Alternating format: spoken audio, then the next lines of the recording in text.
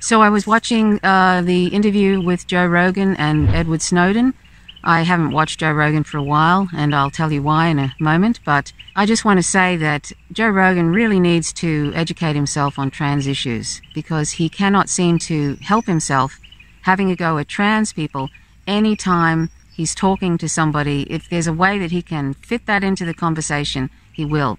And he's made up some real doozies in this talk with Edward Snowden. You wouldn't think that he could manage to fit in his transphobia agenda in this chat with Edward Snowden, but he did. And it's interesting how people that are committed to being transphobic, they will not interview someone, a sort of reliable voice, they will not interview a trans person.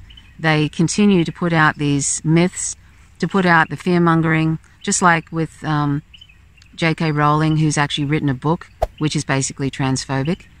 And she's been complaining about being cancelled, yet she's really committed to the ignorance.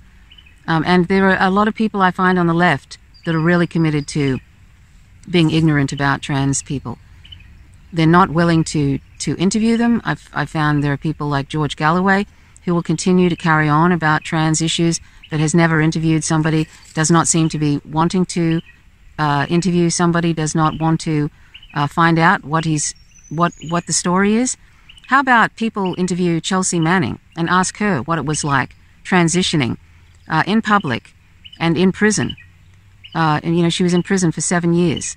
These people are always slamming trans people, and yet they have a high-profile trans person who's a hero, who has transitioned in public, and on Twitter she used to have to endure unbelievable hate.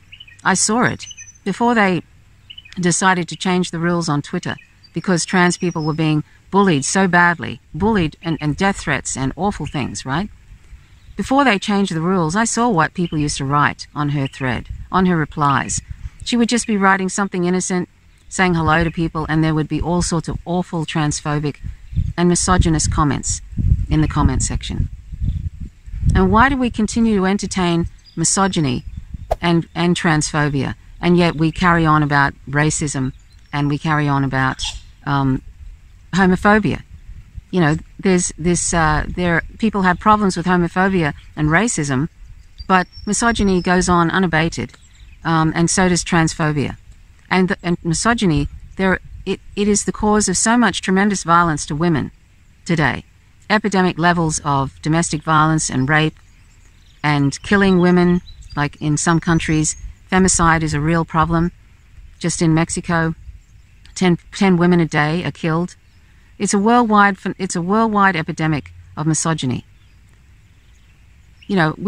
We have to address this. This is no laughing matter. If we're serious about racism, we must be serious about misogyny and sexism.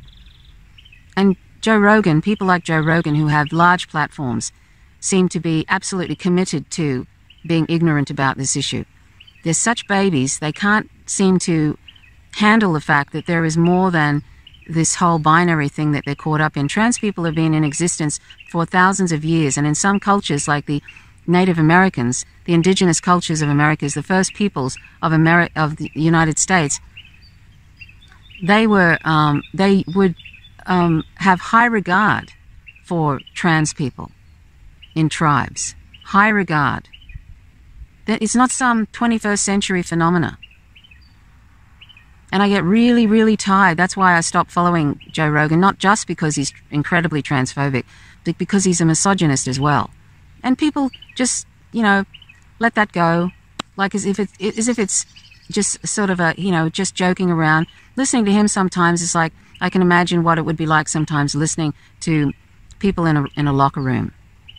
The way he and some of his guests talk about women is just disgusting, frankly.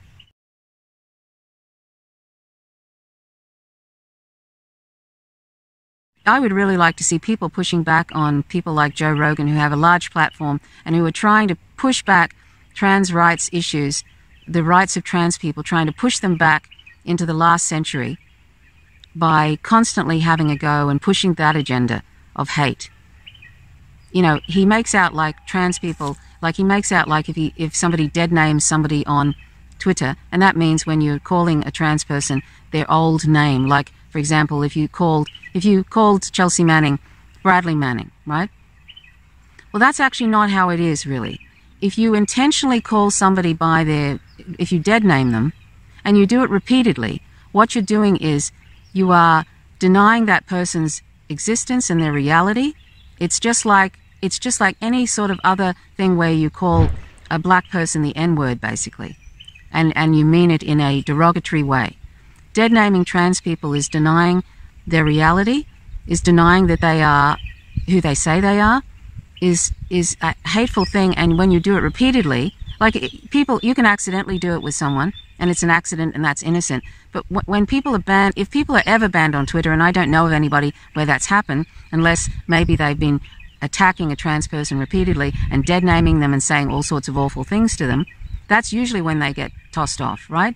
And so should it be. Why should any individual have to put up with that? Why should they? If we're going to be anti-racist, then we need to stick up for trans rights too. Because people are being killed because of transphobia.